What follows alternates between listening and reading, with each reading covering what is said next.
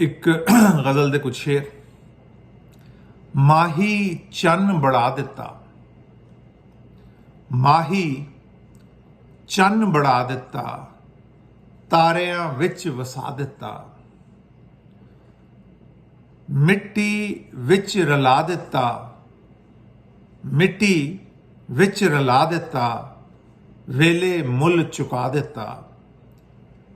शेर है कि मंगी सी खैरात असां, मंगी सी खैरात असां, लोकां दुखड़ा पा दिता। ते यार तू पर्दा कादा है, यार तू पर्दा कादा है, जो दिल विच सुड़ा दिता। ते शेर है कि दो हरफां दा पैंडा है, दो हरफां दा पैंडा है, वधों वध वधा दिता। शेर के दो पंछी दिल ला बैठे, दो पंछी दिल ला बैठे, सारा रुख पखा दिता।